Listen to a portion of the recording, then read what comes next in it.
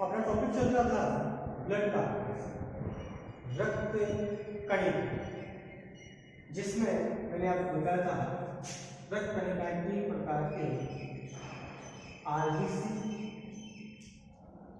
WBC और तीसरे number पे थे प्लेटलेट्स। आरबीसी मतलब रेड ब्लड सेल्स,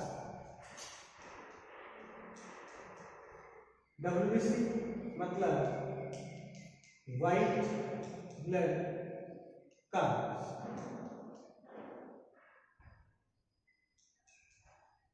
लाल रक्त कणिकाएं, डब्ल्यूबीसी का मतलब श्वेत रक्त कणिका, जिसमें अपन ने आरबीसी की चर्चा कर ली, जिसमें अपन ने देख लिया था कि आरबीसी जो है उसका निर्माण व्यस्त अवस्था में अस्थि मज्जा में होता है, घूर्णी अवस्था में लीवर और प्लीहा के अंदर होता है।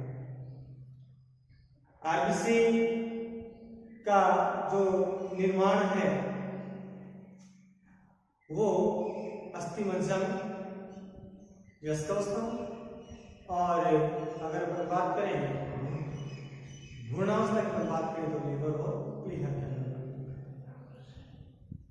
आरबीसी की उम्र, उसके जीवन काल जो है उसके बारे में बात कर लेते हैं। मनुष्य में 120 दिन, सर्वाधिक कुत्ते में अपने बात की थी 124 दिन। सबसे बड़ी आरबीसी अपने बात कर लेते हैं एम्फिमा में, सबसे छोटी आरबीसी मस्तिष्क जो उसकी अपने बात कर लेते हैं। आरबीसी केंद्रक विहीन होती है, ये अपने बात की थी, और ऊंट और लामा जो उसके आरबीसी के अंदर पाया जाता है।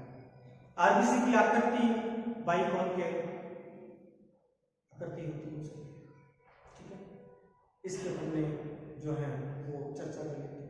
आरबीसी की संख्या के बारे में मैंने बात कर लेती कि एक ह्यूमन की बात करें तो मेल के अंदर 50 से 55 लाख पर घन मिली, और फीमेल की बात करें तो लगभग 45 लाख पर घन मिली जो इसकी संख्या होती है।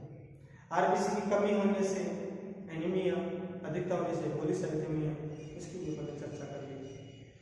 तो आरबीसी के बारे में मैंने डिटेल्स से जो है वो बात कर ली थी, और आज हम बात करेंगे डब्ल्यूबीसी। और डब्ल्यूबीसी जो है उस डब्ल्यूबीसी को अपन क्या बोलते हैं, डब्ल्यूबीसी को बोलेंगे व्हाइट ब्लड कॉर्पस्कल। डब्ल्यूबीसी क्या कहेंगे अपन, व्हाइट ब्लड कॉर्पस्कल। और उसके बाद में अपन बात करेंगे इसकी प्लेटलेट्स, ठीक है। बात करते हैं अपन आज डब्ल्यूबीसी।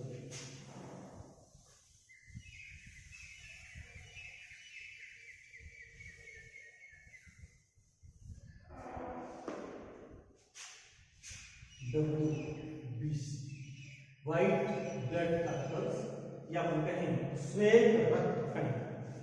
देखिए श्वेत रक्त कणिकाओं के निर्माण की बात करूं, इनका निर्माण कहाँ होता है, तो इनका जो निर्माण होता है वो होता है अस्थि मज्जा। अस्थि मज्जा निर्माण कहाँ होगा, अस्थि मज्जा। आरबीसी डब्ल्यूबीसी जो है उस डब्ल्यूबीसी का निर्माण की हम बात करें तो डब्ल्यूबीसी का जो निर्माण होगा वो होगा बोन मेरो में, या अपन कहें अस्थि मज्जा। अगर इनके मैं आकार आकृति की बात करूं तो इनका आकार जो होता है, आकृति की मैं बात करूं तो वो कैसे होती है, एनियमिक।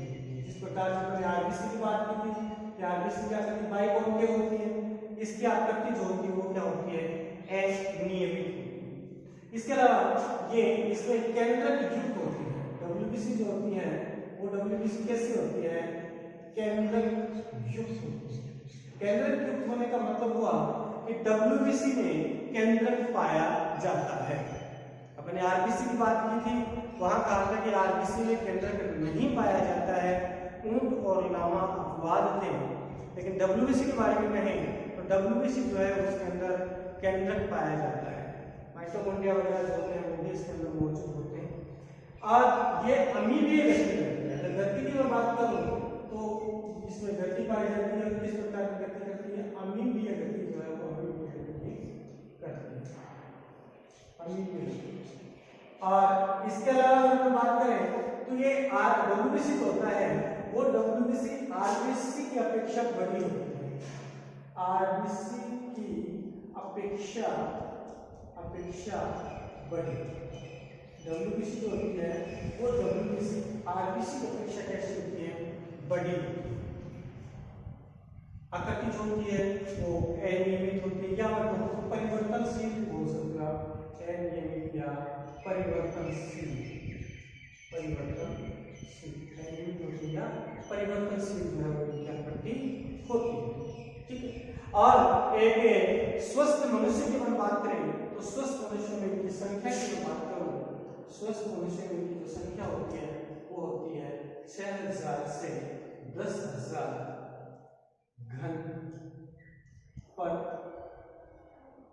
मिनट। 6000 से 10,000 घन पर प्रति घन, प्रति घन 6000 से 10,000 प्रति घन मीटर की संख्या होती है। ठीक है। ये डब्ल्यूबीसी की हम बात कर रहे हैं। डब्ल्यूबीसी जो है वो डब्ल्यूबीसी जिसको अपन श्वेत रक्त कणिकाएं हम कह रहे हैं, श्वेत रक्त कणिकाएं जो है ये आरबीसी की अपेक्षा बड़ी होती है।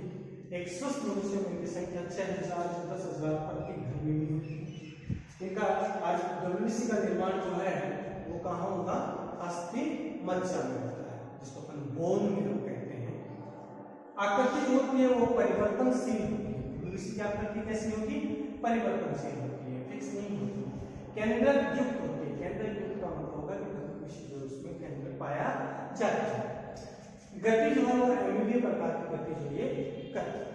अब अपन आगे बात करते हैं कि डब्ल्यूबीसी जो होती है इसके कलर की बात पता लगेगी, श्वेत कलर की होती है, श्वेत कलर का हिस्सा। डब्ल्यूबीसी जो उसको अपन दो भागों में डिवाइड कर सकते हैं। या फिर एक कहेंगे डब्ल्यूबीसी दो प्रकार की है। दो प्रकार जो है वो कौन कौन से, एक तो है ग्रेन्युलर, ग्रेन्युलर जिसको अपन बोल सकते हैं कणिकीय, कणिकीय बोल सकते हैं या कणिका में बोल सकते हैं। और दूसरी की बात करूं तो वो है एग्रेन्युलर, एग्रेन्युलर जिसको अपन कह सकते हैं कणिकीय, डब्ल्यूबीसी दो प्रकार की होती है, एक तो कणिकीय होती है और एक एग्रेन्युलर, ग्रेन्युलर और दूसरी तरह से होती है एग्रेन्युलर। अगर हम ग्रेन्युलर की बात करें तो ग्रेन्युलर कणिकीय में डब्ल्यूबीसी जो है वो भी कौन कौन सी होती है उनकी अगर अपन चर्चा करें तो अपन कह सकते हैं तो होती है न्यूट्रोफिल, न्यूट्रोफिल। ठीक है। इसके अलावा एक होती है एसिडोफिल, एसिडोफिल। देखिए एसिडोफिल को इओसिनोफिल भी बोलते हैं, इओसिनोफिल जो है वो इसको कहते हैं, एसिडोफिल को कहते हैं इओसिनोफिल। और एक जो होती है वो होती है आपकी बेसोफिल, बेसोफिल। ठीक है। ग्रेन्युलर की हम बात करते हैं तो कणिकीय डब्ल्यूबीसी जो तीन प्रकार की होती है, एक होती है आपकी न्यूट्रोफिल, एक होती है आपकी एसिडोफिल या अपन कहें तो इओसिनोफिल, और एक होती है आपकी बेसोफिल। ठीक। और एग्रेन्युलर की बात करें ये भी दो प्रकार की होती है एग्रेन्युलर, एक होती है मोनोसाइट, एक होती है मोनोसाइट, मोनोसाइट और एक होती है लिम्फोसाइट, लिम्फोसाइट। दो प्रकार की होती है। एग्रेन्युलर जो डब्ल्यूबीसी है वो दो प्रकार की होती है, मोनोसाइट और लिम्फोसाइट, मोनोसाइट और लिम्फोसाइट। ठीक है। डब्ल्यूबीसी दो प्रकार की होती है, ग्रेन्युलर जिसको अपन कणिकीय बोल रहे हैं, एक होती है एग्रेन्युलर जिसको अपन अकणिकीय बोलते हैं। ग्रेन्युलर जो होती है वो तीन प्रकार की होती है, एक होती है न्यूट्रोफिल, एक होती है एसिडोफिल, एक होती है बेसोफिल। और एग्रेन्युलर की बात करते हैं मोनोसाइट और लिम्फोसाइट। ठीक। अब अपन एक एक करके बात करते हैं। ग्रेन्युलर मतलब कणिका, कणिका में होती है। ठीक है। इनमें कणिकाएं जो भी प्रकार से होती हैं मौजूद होती है। तो देखिए न्यूट्रोफिल जो है, देखिए इसको अगर हम बात करें तो जैसे इनके नाम के आधार पर हम बात करें तो इसकी प्रकृति के बारे में हम बात कर सकते हैं, इनकी नेचर की हम बात कर सकते हैं, प्रकृति की बात कर सकते हैं। तो देखिए ये जो है वो उदासीन नेचर की होती है, न्यूट्रोफिल उदासीन, मतलब कि मीडियम की बात करें, प्रकृति की बात करें, क्योंकि ये एसिडोफिल है और एसिडोफिल जो होती है वो एसिडिक नेचर की होती है। इनकी नेचर जो होती है वो कैसी होती है? एसिडिक, मतलब अम्लीय प्रकृति की होती है। मतलब कैसी प्रकृति होती है इसकी? अम्लीय प्रकृति होती है, अम्लीय प्रकृति। और बेसोफिल की बात करें तो बेसोफिल जो है किस प्रकृति की होती है? बेसिक, मतलब क्षारीय प्रकृति जो है वो क्षारीय प्रकृति की होती है, क्षारीय प्रकृति की होती है। ठीक है। न्यूट्रोफिल जो है वो न्यूट्रोफिल किस प्रकार की प्रकृति की होती है? उदासीन प्रकृति की होती है। न्यूट्रोफिल किस प्रकृति की होती है? न्यूट्रोफिल उदासीन प्रकृति जो है उस उदासीन प्रकृति की होती है। एसिडोफिल जो होती है वो किस प्रकृति की होती है? एसिडोफिल एसिडिक नेचर या अम्लीय प्रकृति की होती है। और बेसोफिल की बात करें तो बेसोफिल बेसिक प्रकृति की होती है। अगर न्यूट्रोफिल की बात करें तो न्यूट्रोफिल में केंद्रक की मैं बात करूं या अपन कहें कि न्यूक्लियस की बात करें तो केंद्रक जो होता है इसमें 2 से 7 लोब में पाया जाता है। 2 से 7 लोब। 2 से 7 लोब का मतलब जैसे मान लीजिए किस प्रकार से बात करूं तो जैसे ये लोब हो गया ना, ये 2 3 4 5 2 से 7 तक लोब जो है वो इसके अंदर पाए जाते हैं। भाई केंद्र पाया जाता है, डब्ल्यूबीसी कैसे होती है? केंद्र युक्त होती है, मतलब केंद्र किसमें पाया जाता है? कितने केंद्र? न्यूट्रोफिल में 2 से लेकर 7 केंद्र जो है वो पाए जा सकते हैं। अगर एसिडोफिल की बात करूं तो एसिडोफिल जो होती है बाइलोब होती है। बाइलोब का मतलब होता है 2 लोब पाए जाते हैं इसके अंदर। कैसे होती है? बाइलोब। कैसे होती है? बाइलोब, मतलब 2 लोब जो है वो 2 लोब इसके अंतर्गत जो है पाए जाते हैं, बाइलोब होती है। बाइलोब का मतलब 2 लोब जो होते हैं वो इसके अंदर मौजूद होते हैं। और अगर इसकी बात करें बेसोफिल तो ये एस शेप होती है, मतलब कुछ इस प्रकार की संरचना जो है वो पाई जाती है। एस शेप जो है वो ये होती है। ठीक है। नेक्स्ट हम चर्चा करें तो देखिए न्यूट्रोफिल जो होता है वो न्यूट्रोफिल फैगोसाइट प्रकृति की होती है। न्यूट्रोफिल किस प्रकृति की होती है? फैगोसाइट प्रकृति की होती है। यहाँ न्यूट्रोफिल के बारे में कि न्यूट्रोफिल जो है न्यूट्रोफिल किस प्रकार की होती है? फैगोसाइट प्रकृति की होती है। फैगोसाइट प्रकृति की होती है, मतलब ये हानिकारक जो भी जीव होते हैं, बैक्टीरिया वगैरह होंगे, कोई एंटीजन होगा, उनको क्या करते हैं? सीधे ही अंदर लेकर उनका भक्षण कर देते हैं, उनको नष्ट कर देते हैं। इसका मतलब ये ऐसे और एसिडोफिल की बात करते हैं ये डायरेक्ट रूप से नहीं करते हैं, इसलिए ये और बेसोफिल की बात करें तो बेसोफिल भी कैसे होती है? नॉन फैगोसाइट प्रकृति की होती है। बेसोफिल की बात करूंगा तो बेसोफिल भी कैसे होती है? नॉन फैगोसाइट प्रकृति की होती है। ठीक है। तो न्यूट्रोफिल किस प्रकृति की होती है? न्यूट्रोफिल फैगोसाइट प्रकृति की होती है। फैगोसाइट प्रकृति की होती है कि कोई भी एंटीजन होता है उसको ये डायरेक्ट जो है वो क्या कर देती है? नष्ट कर देती है। और एसिडोफिल और बेसोफिल की अगर अपन बात करते हैं तो एसिडोफिल और बेसोफिल जो होगी वो नॉन फैगोसाइट प्रकृति की होती हैं, ये डायरेक्टली रूप से जो है वो नष्ट नहीं करती है। नेक्स्ट बात करें कि न्यूट्रोफिल जो होते हैं वो न्यूट्रोफिल सर्वाधिक संख्या में पाई जाती है। न्यूट्रोफिल की संख्या कैसी होती है? सर्वाधिक संख्या, सर्वाधिक संख्या, सर्वाधिक संख्या। इनकी संख्या जो होती है वो कम होती है। इनकी संख्या की हम बात करें तो वो क्या होती है? कम होती है। एसिडोफिल की संख्या की बात करें तो क्या होती है? कम होती है। और बेसोफिल की संख्या की बात करें तो बेसोफिल की संख्या जो होती है वो क्या होती है? अत्यधिक कम होती है। अत्यधिक कम, अत्यधिक कम, अत्यधिक कम। अगर संख्या की बात करें, डब्ल्यूबीसी की संख्याओं की बात कर रहा हूं तो न्यूट्रोफिल जो है उस न्यूट्रोफिल की संख्या जो है वो सर्वाधिक होती है। न्यूट्रोफिल की संख्या जो है वो सर्वाधिक होती है। एसिडोफिल की संख्या कम होती है और बेसोफिल की संख्या अत्यधिक कम होती है। सभी में सबसे कम संख्या किसकी होती है? बेसोफिल जो है उस बेसोफिल की संख्या सबसे कम होती है। इससे ज्यादा किसकी होती है? एसिडोफिल की सबसे ज्यादा जो किसकी होती है? न्यूट्रोफिल जो उस न्यूट्रोफिल की होती है। अगर जीवन काल की हम बात करें तो देखिए न्यूट्रोफिल का जो जीवन काल होता है वो 2 से 4 दिन का होता है। जीवन काल की मैं बात करूं, न्यूट्रोफिल के जीवन काल की मैं बात करूं तो वो कितना होता है? 2 से 4 दिन। न्यूट्रोफिल का जो जीवन काल होता है वो न्यूट्रोफिल का जीवन काल 2 से 4 दिन का होता है। और एसिडोफिल के जीवन काल की बात करूं तो एसिडोफिल का जो जीवन काल होता है वो 8 से 12 दिन का होता है। 8 से 12 दिन का होता है। और अगर इसकी मैं बात करूं या अपन ये कहें कि बेसोफिल की अगर मैं बात करूं, इसके जीवन काल की बात करूं तो इसका जीवन काल जो है वो कितना होता है? 12 से 15 दिन का होता है। 12 से 15 दिन का। तो जीवन काल जो होता है वो सर्वाधिक जीवन काल किसका होता है? बेसोफिल का होता है। सर्वाधिक जीवन काल की बात करें तो सर्वाधिक जो जीवन काल होता है वो सर्वाधिक जीवन काल किसका होगा? बेसोफिल का होगा। सर्वाधिक जीवन काल किसका होगा? बेसोफिल का होगा। और उससे कम जीवन काल किसका होगा? एसिडोफिल का होगा। और उससे भी कम जीवन काल किसका होगा? न्यूट्रोफिल जो होगा उसका जीवन काल उससे भी कम होगा। और अगर हम बात करें अभिरंजित करने की दृष्टि से तो चूंकि ये तो उदासीन प्रकृति की है इसलिए किसी से भी अभिरंजित नहीं होगा।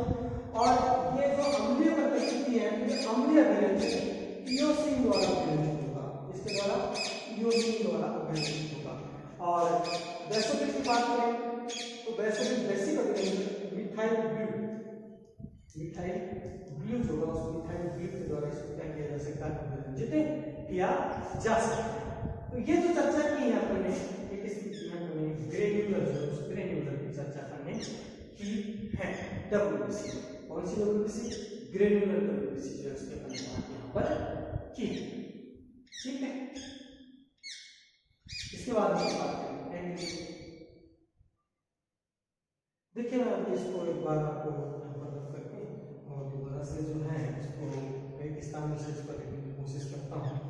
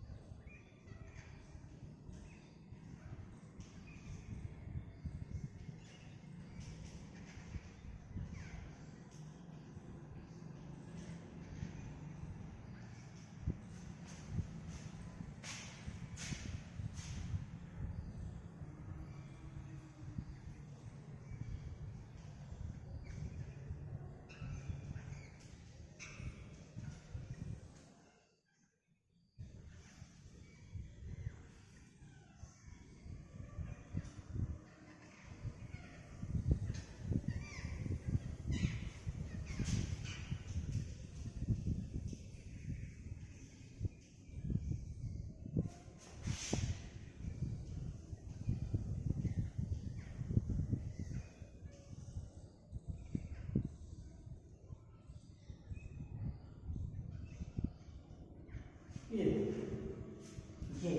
मैंने ग्रेनुलर जो WBC है उस ग्रेनुलर WBC को एक जगह पर इस प्रकार से इसको लिखा है एक फ्लोचार्ट के रूप में। एक ग्रेनुलर WBC को अपन 3 भागों में डिवाइड करके पढ़ सकते हैं, न्यूट्रोफिल, एसिडोफिल, उसी को अपन इओसिनोफिल बोलते हैं, और एक कौन सी होती है, बेसोफिल। न्यूट्रोफिल जो होती हैं वो दासीय प्रकृति की होती हैं, एसिडोफिल जो है वो अम्लीय प्रकृति की होती हैं, बेसोफिल जो है वो क्षारीय प्रकृति की होती है। न्यूट्रोफिल जो होती है वो फैगोसाइट प्रकार की होती है, फैगोसाइट नेचर की होती है, डायरेक्ट भक्षण करती है। एसिडोफिल और बेसोफिल की बात करते हैं तो ये नॉन फैगोसाइट प्रकार की होती है। अगर संख्या की बात करें तो ग्रेनुलर जो है उन ग्रेनुलर WBC की संख्या सर्वाधिक होती है, एसिडोफिल की संख्या कम होती है, और बेसोफिल की संख्या की बात करें वो अत्यधिक कम होती है। अगर अपन जीवन काल की बात करें तो ग्रेनुलर का जीवन काल 2 से 4 दिन का होता है, एसिडोफिल का ग्रेनुलर के जीवन काल की बात करें तो 8 से 12 दिन का होता है, और बेसोफिल के जीवन काल की बात करें तो 12 से 15 दिन का जीवन काल जो उसका होता है। अभिरंजक की बात करें तो ग्रेनुलर न्यूट्रोफिल जो है किसी अभिरंजक द्वारा अभिरंजित नहीं होती। एसिडोफिल अम्लीय अभिरंजक यूसिन से अभिरंजित होती है। एसिडोफिल किससे अभिरंजित होती है? अम्लीय अभिरंजक यूसिन से अभिरंजित होती है। और बेसोफिल की बात करते हैं तो बेसोफिल जो है वो क्षारीय अभिरंजक मेथाइल ब्यू से अभिरंजक होता है। ग्रेनुलर की बात करें तो इसके अंदर 2 से 7 लोब जो है वो पाए जाते हैं। अगर एसिडोफिल की बात करें न्यूट्रोफिल में 2 से 7 लोब, एसिडोफिल बाइलोब होती है 2 लोब, और बेसोफिल की बात करें तो ये एस सेट जो है वो होती है। ठीक है, इसके अलावा अगर बात करें तो एसिडोफिल और बेसोफिल जो होती है, ये एसिडोफिल और बेसोफिल जो है हिप्पेरिन का स्राव करती है। किसका स्राव करती है? हिप्पेरिन जो है उस हिप्पेरिन का स्राव करती है। एसिडोफिल और बेसोफिल हिप्पेरिन का स्राव करती है, इसलिए इनको मास्ट सेल भी कहते हैं। क्या कहते हैं? मास्ट सेल भी इनको कहते हैं। एसिडोफिल और बेसोफिल जो है वो हिप्पेरिन का स्राव करती है, इसलिए इसे मास्ट सेल भी कहा जाता है। और ये जो मास्ट सेल है, क्या ये जो हिप्पेरिन है, इस हिप्पेरिन का काम क्या होता है? रक्त वाहिनियों में रक्त का थक्का जमने ना देना। ये जो हिप्पेरिन होता है, ये हिप्पेरिन रक्त वाहिनियों में रक्त का थक्का नहीं जमने देता है। अगर रक्त वाहिनियों में रक्त का थक्का जम जाए तो ऐसी स्थिति जो होगी वो भयानक स्थिति होती है, हार्ट अटैक वाली जो समस्या है वो उत्पन्न हो सकती है। तो अपन ये कहेंगे कि हिप्पेरिन जो है वो हिप्पेरिन रक्त वाहिनियों में रक्त का थक्का जमने नहीं देते हैं। और हिप्पेरिन का श्रवण की अगर अपन बात करते हैं तो कौन करता है? एसिडोफिल और कौन करेगा? बेसोफिल करेगा। और एसिडोफिल और बेसोफिल क्या करते हैं? रक्त का श्रवण, हिप्पेरिन का श्रवण करते हैं, इसीलिए इसको क्या कहते हैं? मास्ट कोशिकाएं कहते हैं। ये जो बातें की है मैंने किसकी बात की? ग्रेनुलर की बात की। अब अपन बात करेंगे एग्रेनुलर। देखिए एग्रेनुलर जो है वो 2 प्रकार का होता है, जैसा कि मैंने आपको बताया। एक तो होता है मोनोसाइट, एक तो क्या होती है? मोनोसाइट, और दूसरा होता है दूसरी कौन सी होती है? लिम्फोसाइट। दूसरी कौन सी होती है? लिम्फोसाइट। ठीक है, एग्रेनुलर कहीं के की बात करूं तो 2 प्रकार की होती है, तो मोनोसाइट होती है और एक कौन सी होती है? लिम्फोसाइट जो है वो होती है। ठीक है, मोनोसाइट की अगर बात करें तो ये आकार में बड़ी होती है। बात करें तो आकार में कैसी होती है? बड़ी होती है। और लिम्फोसाइट की बात करूं तो ये कैसी होती है? आकार में छोटी होती है। आकार में छोटी होती है। मोनोसाइट जो होती है वो मोनोसाइट आकार में बड़ी होती है, और लिम्फोसाइट की अगर बात करें तो लिम्फोसाइट जो होती है आकार में क्या होती है? छोटी होती है। मोनोसाइट जो होती है उनमें केंद्रक जो होता है वो घोड़े के नाल नुमा केंद्रक जो पाया जाता है। इसमें जो केंद्रक होता है वो केंद्रक कैसा पाया जाएगा? केंद्रक घोड़े की नालनुमा, घोड़े की नालनुमा केंद्रक, नालनुमा, घोड़े की नालनुमा केंद्रक पाया जाता है। और लिम्फोसाइट के केंद्र की बात करूं तो इसका जो केंद्रक होता है वो कैसा पाया जाएगा, गोल पाया जाएगा, ठीक है, या अंडाकार, गोल या अंडाकार पाया जाएगा। मोनोसाइट जो है वो मोनोसाइट का केंद्रक जो होता है, तो मोनोसाइट का केंद्रक जो होता है वो घोड़े के नालनुमा पाया जाता है, घोड़े की नाल जो भी उसकी तरह का केंद्रक जो है वो मोनोसाइट का होता है। और अगर लिम्फोसाइट की अगर मैं बात करता हूँ तो लिम्फोसाइट जो है उस लिम्फोसाइट का जो केंद्रक की हम बात करेंगे तो वो कैसा होता है, गोल होता है, या फिर कहें तो अंडाकार। मोनोसाइट की बात करूं तो फैगोसाइट प्रकृति की होती है, फैगोसाइट नेचर, फैगोसाइट नेचर की होती है, फैगोसाइट प्रकृति की होती है। और अगर लिम्फोसाइट की बात की जाए तो लिम्फोसाइट जो है कैसी होती है, नॉन फैगोसाइट प्रकार की होती है, नॉन फैगोसाइट प्रकार की होती है। मोनोसाइट की बात करें तो मोनोसाइट की नेचर क्या होती है, मोनोसाइट जो होती है फैगोसाइट प्रकार की होती है। और लिम्फोसाइट की बात करें तो लिम्फोसाइट जो है किस प्रकार की होती है, नॉन फैगोसाइट प्रकार की होती है, जैसी होगी नॉन फैगोसाइट प्रकार की होती है, ठीक। और लिम्फोसाइट जो है उस लिम्फोसाइट को अपन दो भागों में डिवाइड कर सकते हैं। लिम्फोसाइट जो होता है उस लिम्फोसाइट को अपन दो लिम्फोसाइट दो प्रकार की होती है, एक तो होती है टी लिम्फोसाइट, टी लिम्फोसाइट, और एक होती है कौन सी, बी लिम्फोसाइट, बी लिम्फोसाइट, ठीक है। लिम्फोसाइट जो है वो लिम्फोसाइट दो प्रकार की होती है, लिम्फोसाइट दो प्रकार की होती हैं, दो प्रकार के कौन से होते हैं, एक तो होती है टी लिम्फोसाइट और एक और होती है बी लिम्फोसाइट।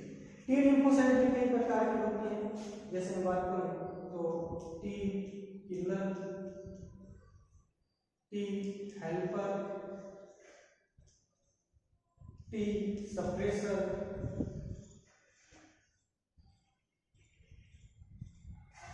टी मेमोरी, इस प्रकार की होती है। तो टी किलर जो होती है वो तो क्या काम करती है, एंटीबॉडी का निर्माण करती है, इसका निर्माण करेगी, एंटीबॉडी का निर्माण, एंटीबॉडी का निर्माण करती है, मारने का काम करती है, मारने। टी हेल्पर क्या काम करती है, बी लिम्फोसाइट को सक्रिय करने का काम करती है, टी हेल्पर क्या काम करती है, बी लिम्फोसाइट को सक्रिय करने का काम करती है। जब बी लिम्फोसाइट सक्रिय होगी तो ये क्या काम करेगी, एंटीबॉडी का निर्माण, एंटीबॉडी का निर्माण, एंटीबॉडी का निर्माण कब करेगी, जब टी लिम्फोसाइट जो है T helper lymphocyte B lymphocyte को एक्टिव करेगी तो ये एंटीबॉडी का निर्माण करेगी। और टी सप्रेसर जो होती है वो भी क्या होती है, एंटीबॉडी निर्माण में सहायता करती है, एंटीबॉडी निर्माण में सहायता करती है, एंटीबॉडी का जो निर्माण होता है उस एंटीबॉडी के निर्माण में सहायता करने का काम करती है। टी लिम्फोसाइट जो है वो टी लिम्फोसाइट दो प्रकार के, टी लिम्फोसाइट और B lymphocyte, T killer, T helper, T suppressor. T killer antibody का निर्माण करती है, टी हेल्पर जो होती है वो बी लिम्फोसाइट को एक्टिव करती है, और जब बी लिम्फोसाइट एक्टिव होता है तो किसका निर्माण होता है, एंटीबॉडी जो है उस एंटीबॉडी का निर्माण होता है। लेकिन टी लिम्फोसाइट जो होता है उसका परिपक्वन जो होता है थाइमस ग्लैंड में होता है। टी लिम्फोसाइट का परिपक्वन मतलब मैच्योरेशन जो होता है कहाँ होता है, थायराइड ग्लैंड, कहाँ होता है, थायराइड ग्लैंड। टी लिम्फोसाइट का परिपक्वन मैच्योरेशन जो कहाँ होगा, थायराइड ग्लैंड में होगा। और अगर बात करें अपन बी लिम्फोसाइट की बात करें तो बी लिम्फोसाइट का निर्माण और परिपक्वन की बात करते हैं तो कहाँ होता है, अपने जो अस्थि मज्जा के अंदर होता है। और बी लिम्फोसाइट की बात करें तो बी लिम्फोसाइट का परिपक्वन निर्माण और परिपक्वन जो है वो कहाँ होता है, अस्थि मज्जा, कहाँ होता है, अस्थि अस्थि मज्जा जो होगा उस अस्थि मज्जा के अंतर्गत इसका निर्माण होता है। और अगर आरबीसी और डब्ल्यूबीसी के अनुपात की मैं बात करूं, आरबीसी अनुपात डब्ल्यूबीसी की बात करूं तो आरबीसी और डब्ल्यूबीसी का अनुपात होता है 600:1। आरबीसी और डब्ल्यूबीसी का अनुपात कितना होता है? 600:1 होता है। ठीक है, ये जो बातें की हैं वो मैंने आपको यहाँ पर हाँ एक चीज हो कि देखिए, अगर बी हेल्पर जो है वो बी लिम्फोसाइट को अगर एक्टिव नहीं करती है तो एंटीबॉडी जो है उस एंटीबॉडी का निर्माण नहीं होगा, और जब एंटीबॉडी का निर्माण नहीं होगा तो इसका मतलब रोगों से लड़ने की क्षमता जो होगी वो खत्म हो जाएगी। एक एड्स का जो रोगी होता है, आपको पता होगा कि एड्स के रोगी में प्रतिरोधक क्षमता जो होती है वो खत्म हो जाती है, उसमें रोगों से लड़ने की क्षमता जो होती है वो खत्म हो जाती है। क्यों हो जाती है? उसका भी कारण यह है कि एड्स के रोगी में टी लिम्फोसाइट की कमी हो जाती है। एड्स का जो रोगी होता है उसमें टी लिम्फोसाइट की कमी हो जाती है। जब टी लिम्फोसाइट की कमी हो गई है तो इसका मतलब वो बी लिम्फोसाइट को एक्टिव नहीं करेगी, और जब बी लिम्फोसाइट को एक्टिव नहीं करेगी तो इसका मतलब एंटीबॉडी का फॉर्मेशन नहीं होगा, और एंटीबॉडी का फॉर्मेशन नहीं होगा तो रोगों से लड़ने की क्षमता खत्म हो जाएगी। यही तो होता है एड्स के रोगी के अंदर कि उसमें रोगों से लड़ने की क्षमता खत्म हो जाती है। क्वेश्चन आया कि साहब एड्स के रोगी में किसकी कमी हुई? तो एड्स के रोगी में टी लिम्फोसाइट्स की कमी हो जाती है, जिसके कारण वो बी लिम्फोसाइट को एक्टिव नहीं कर पाती है। ये जो चर्चाएं की है वो अभी अपन ने डब्ल्यूबीसी की चर्चा यहाँ पर की। ठीक है, इसको एक बार मैं ब्रीफली दोबारा से आपको थोड़ा सा बता देता हूँ कि सब डब्ल्यूबीसी जिसको अपन व्हाइट ब्लड कार्पस बोलो, आरपीसी की अपेक्षा बड़ी होती है, संख्या 6000 से 10,000 प्रति घन मिमी होती है। और अगर अपन बात करें इसके निर्माण की तो इसका निर्माण जो है वो अस्थि मज्जा में होता है, बोन मेरो में, केंद्रक युक्त होती है, इसकी आकृति परिवर्तनशील होती है और गति किस प्रकार की होती है? अम्लीय होती है। डब्ल्यूबीसी जो होती है वो डब्ल्यूबीसी दो प्रकार की होती हैं, ग्रेन्युलर और एग्रेन्युलर, कणिकीय और एककणिकीय। कणिकीय 3 प्रकार की होती है, न्यूट्रोफिल, एसिडोफिल और बेसल। न्यूट्रोफिल उदासीन प्रकृति की होती हैं, एसिडोफिल अम्लीय प्रकृति की होती हैं, बेसल क्षारीय प्रकृति की होती है। न्यूट्रोफिल फैगोसाइट प्रकृति की होती हैं, एसिडोफिल और बेसोफिल नॉन फैगोसाइट। न्यूट्रोफिल संख्या में सर्वाधिक होती हैं, एसिडोफिल कम होती है, बेसोफिल बहुत ही कम पाई जाती है। अगर जीवन काल की बात करें तो सबसे कम जीवन काल न्यूट्रोफिल का होता है 2 से 4 दिन, एसिडोफिल का 8 से 12 दिन और सबसे ज्यादा बेसोफिल का होता है 12 से 15 दिन। अगर किसी अभिरंजक से अभिरंजित करने की बात आए तो चूंकि न्यूट्रोफिल उदासीन होती है अतः किसी अभिरंजक से अभिरंजित नहीं होती है। एसिडोफिल जो होती है वो अम्लीय अभिरंजक यूसिन से अभिरंजित होती है, और बेसोफिल की बात करें तो बेसोफिल जो है मिथाइलिन से अभिरंजित होती है, क्षारीय अभिरंजक जो है। अगर न्यूट्रोफिल की बात करें तो वो उसमें केंद्रक 2 से 7 लोब्ड होता है, बेसोफिल में एसिडोफिल में बाइलोब्ड होता है और बेसोफिल में एसेप्ट होता है। एसिडोफिल और बेसोफिल जो है हिपेरिन का स्राव करता है, और हिपेरिन क्या काम करता है? रक्त वाहिनी में रक्त का थक्का जमने नहीं देता है, और इसीलिए इनको एसिडोफिल और बेसोफिल को मास्ट सेल भी कहा जाता है। नेक्स्ट बात करें एग्रेनुलर की, तो एग्रेनुलर में 2 प्रकार की होती हैं, मोनोसाइट और लिम्फोसाइट। मोनोसाइट आकार में बड़ी होती है, लिम्फोसाइट आकार में छोटी होती है। मोनोसाइट में केंद्रक घोड़े की नालनुमा होता है, लिम्फोसाइट का केंद्रक गोल या अंडाकार होता है। मोनोसाइट फेगोसाइट नेचर की होती हैं और लिम्फोसाइट जो है वो नॉन फेगोसाइट नेचर की होती हैं। लिम्फोसाइट जो होते हैं वो भी 2 प्रकार की होती हैं, टी लिम्फोसाइट और B lymphocyte. T lymphocyte T killer, T helper, T suppressor. T killer antibody का निर्माण करती हैं, टी हेल्पर बी लिम्फोसाइट को सक्रिय करने का काम करती हैं, और टी सप्रेसर एंटीबॉडी का निर्माण में सहायता करती हैं। अगर बी लिम्फोसाइट जो होती है वो एंटीबॉडी का निर्माण करती है, लेकिन कब करती है? जब टी लिम्फोसाइट उसको सक्रिय करती है। अगर टी लिम्फोसाइट जो है वो बी लिम्फोसाइट को सक्रिय नहीं करेगी तो क्या होगा? तो ऐसी स्थिति जो होगी उसके अंदर क्या होगा? बी लिम्फोसाइट होगा, उस बी लिम्फोसाइट एंटीबॉडी का निर्माण नहीं कर पाएगी। एड्स का जो रोगी होता है उसमें टी लिम्फोसाइट की कमी हो जाती है, जिसके कारण से बी लिम्फोसाइट एक्टिव नहीं हो पाता है और उसमें एंटीबॉडी का निर्माण नहीं होता है। टी लिम्फोसाइट का परिपक्वन थायराइड ग्लैंड में होता है और बी लिम्फोसाइट जो उसका परिपक्वन की अगर अपन बात करते हैं तो किसमें होता है, अस्थि मज्जा होता है, उस अस्थि मज्जा के अंदर जो है उसका परिपक्वन होता है। ठीक है, बी लिम्फोसाइट का परिपक्वन कहां होगा, अस्थि मज्जा में। T lymphocyte sorry thyroid thymus thymus thymus, ठीक है। टी लिम्फोसाइट जो उसका परिपक्वन जो काम होता है थाइमस में होता है। टी लिम्फोसाइट का परिपक्वन thymus thymus thymus, T lymphocyte जो है उसका परिपक्वन कहां होगा, थाइमस ग्रंथि में होगा, थाइमस थाइमस थाइमस ग्रंथि में। और बी लिम्फोसाइट का परिपक्वन जो होता है काम होता है अस्थि मज्जा। और आज विश्व डब्ल्यूबीसी अनुपात में 600 अनुपात 1 अनुपात जो होता है। ठीक है, तो ये चर्चाएं जो है वो अपन ने की हैं इसकी डब्ल्यूबीसी में वो 2-4 बातों की चर्चा अपन करते हैं।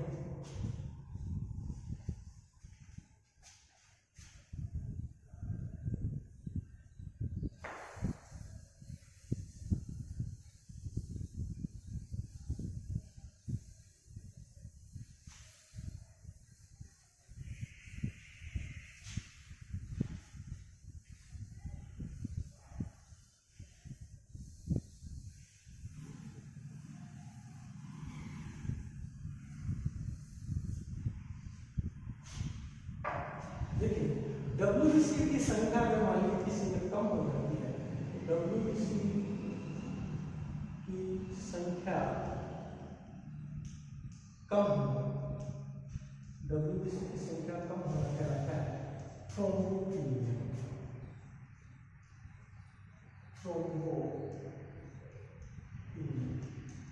डब्ल्यूबीसी जो है उस डब्ल्यूबीसी की संख्या कम होना कहलाता है थ्रोम्बोपिनिया। और अगर डब्ल्यूबीसी की संख्या अधिक हो जाती है तो उसको कहते हैं थ्रोम्बोसाइट थ्रोम्बोपिनिया तो प्लेटलेट्स ल्यूकोपिनिया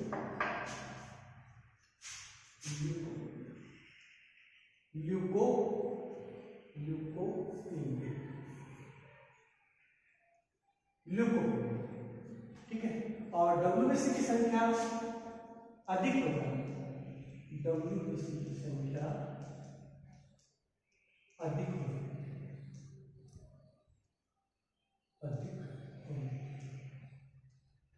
वो क्या कहलाती है, ल्यूकोसाइटोसिस।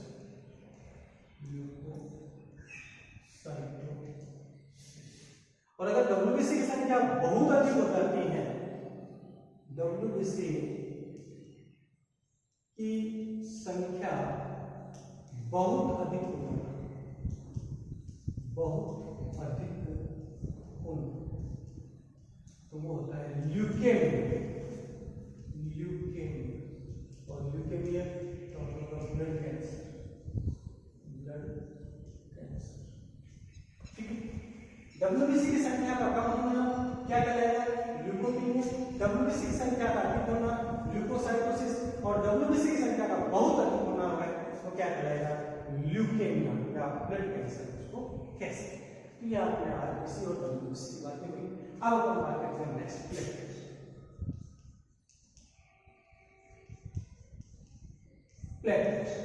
देखिए प्लेटलेट्स होता है, प्लेटलेट्स का जो निर्माण होगा इसका निर्माण क्या होता है, अस्थि मज्जा। निर्माण अस्थि मज्जा, निर्माण क्या होता है प्लेटलेट्स का, अस्थि मज्जा। प्लेटलेट्स का जो निर्माण होगा वो अस्थि मज्जा। आकार की बात करें तो अंडाकार, आकार की बात करें तो आकार गोलाकार या अंडाकार, गोलाकार या अंडाकार। प्लेटलेट्स की अपन बात करें, प्लेटलेट्स जो है उनके आकार की अपन बात करते हैं तो गोलाकार या अंडाकार या रोड लाइक होता है, वो भी होता है रोड लाइक आकार भी उसका देखने को मिल सकता है। प्लेटलेट्स का आकार जो है वो गोलाकार, अंडाकार या रोड लाइक हो सकता है। इसका आकार जो होता है रक्त कोशिकाओं, रक्त कणिका में सबसे छोटा होता है। कणिका जो आरबीसी और डब्ल्यूबीसी है ना, तो इनमें आरबीसी और डब्ल्यूबीसी प्लेटलेट्स जो है तीनों में सबसे छोटा आकार किसका होता है, प्लेटलेट्स का होता है। ये हवा के संपर्क में आके टूट जाती है। प्लेटलेट्स होगा वो अगर हवा के संपर्क में आती है तो क्या हो जाती है, टूट जाती है। अगर मैं इनकी संख्या की बात करूं तो इनकी संख्या जो है वो होती है, इनकी संख्या की बात करूं तो संख्या होती है 3 लाख पर घन मीटर। अगर इनकी संख्या की बात करें तो संख्या जो होती है वो कितनी होती है, 3 लाख पर घन मीटर इनकी संख्या जो है वो पाई जाए। जीवन काल की बात करें तो जीवन काल जो है इसका होता है 2 से 3 दिन का। जीवन काल 2 से 3 दिन का होता है। जीवन काल जो है वो जीवन काल कितना होता है, 2 से 3 दिन का होता है। कार्य क्या होता है इसका, प्लेटलेट्स होता है उसका कार्य होता है प्लेटलेट फैक्टर थर्ड का निर्माण कर ब्लड क्लॉटिंग में सहायता करना। प्लेटलेट्स होता है उसका कार्य क्या होता है, ये क्या काम करती है, प्लेटलेट फैक्टर थर्ड जो है उसका निर्माण करेगी और थ्रोम्बो या बने ब्लड क्लॉटिंग में सहायता करती है। क्या कार्य होता है इसका, कार्य क्या होगा, प्लेटलेट फैक्टर थर्ड, और प्लेटलेट फैक्टर थर्ड में होता है थ्रोम्बोप्लास्टिन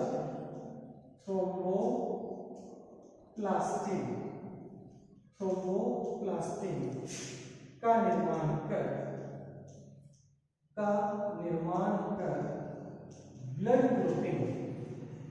ब्लड क्लॉटिंग में सहायता। ब्लड क्लॉटिंग मतलब रक्त का थक्का जाना, तो रक्त के थक्के जमने में क्या करती है, सहायता करती है। इसके अलावा सीरोटोनिन का सिक्रेशन करती है, सीरोटोनिन का स्रावन करती है, जो कि यह हार्मोन ब्लड वेसल्स होता है उसको संकुचित करता है। सीरोटोनिन का सीक्रेशन करती है, सीरोटोनिन का क्या करती है, सीक्रेशन करती है, जो कि ब्लड वेसल्स को संकुचित करता है, ब्लड वेसल्स को संकुचित करता है। सीरोटोनिन जो होगा सीरोटोनिन का स्राव करता है, जो कि ब्लड वेसल्स होता है उसको संकुचित करने का काम करता है। रक्त वाहिनी की आंतरिक परत जो है उसकी मरम्मत करने का काम इसका होता है। रक्त वाहिनी की आंतरिक परत जो होगा उसकी मरम्मत करने का काम जो होता है वो इसका होता है। इसकी संख्या का कम होना थ्रोम्बोपिनिया, प्लेटलेट्स की संख्या का कम क्या कहलाएगा, थ्रोम्बोपिनिया।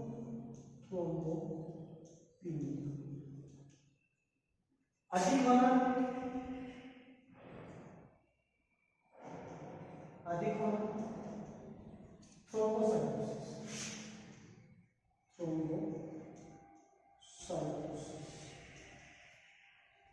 का प्लेटलेट्स की संख्या का अधिक होना थ्रोम्बोसाइटोसिस, और प्लेटलेट्स की संख्या का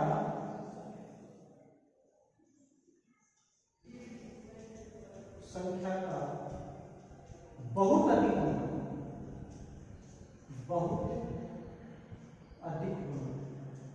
उससे क्या होगा, पूरी बॉडी जो है उसके ऊपर रेड स्पॉट बन जाए, और जिसको अपन बोलते हैं परफ्यूरिया। पूरी जो बॉडी होगी पूरी बॉडी के ऊपर क्या बन जाएगा, स्पॉट, रेड स्पॉट बन जाएगा, जिसको क्या कहते हैं, परफ्यूरिया कहते हैं। क्या कहेंगे अपन, परफ्यूरिया कहेंगे। तो ये बात जो है वो अपन ने की है, किसकी की है, प्लेटलेट्स जो है उस प्लेटलेट्स की अपन ने बातें की हैं कि प्लेटलेट्स जो है उस प्लेटलेट्स का निर्माण कहाँ होता है, प्लेटलेट्स का निर्माण होता है अस्थि मज्जा में। प्लेटलेट्स का आकार कैसा होता है, प्लेटलेट्स का आकार गोलाकार या रोड लाइक होता है। प्लेटलेट्स की संख्या जो होती है 3 लाख पर घन हुई होती है। प्लेटलेट्स का जीवन काल 2 से 3 दिन का होता है, ज्यादा जीवन काल नहीं। आपने पढ़ा होगा, सुना होगा कई बार, जैसे कोई किसी व्यक्ति को डेंगू हो जाता है तो उसके अंदर कहते हैं ना अपन उसको प्लेट डाउन हो गई। प्लेट डाउन होने का मतलब होगा प्लेटलेट्स की संख्या का कम होना, और वो क्या करते हैं उसको डायरेक्टली जो है वो ली जाती है, क्योंकि जीवन काल जो कम होता है, जो ब्लड बैंक से जो लोग अपन उसको नहीं ले पाते हैं। तो प्लेटलेट्स जो है उसका जीवन काल बहुत कम होता है, कितना होता है, 2 से 3 दिन होता है। प्लेटलेट्स के कार्य की बात करें तो प्लेटलेट्स जो है वो क्या काम करती है कि प्लेटलेट्स फैक्टर थर्ड, जिसको अपन थ्रोम्बोप्लास्टिन कहते हैं, थ्रोम्बोप्लास्टिन का निर्माण करती है, जो कि रक्त स्पंदन की जो क्रिया होती है, ब्लड क्लॉटिंग की जो क्रिया होती है उस ब्लड क्लॉटिंग के अंदर इंपॉर्टेंट रोल जो है प्ले करती है। सीरोटोनिन का सिक्रेशन करती है। सीरोटोनिन जो होता है ब्लड वेसल्स को संकुचित करने का काम करता है। इसके अलावा रक्त वाहिनियों की जो आंतरिक परत है उस रक्त वाहिनियों की आंतरिक परत की मरम्मत करने का जो काम होता है वो भी किसका होता है? प्लेटलेट्स। अगर प्लेटलेट्स की संख्या कम होगी तो इसका मतलब होगा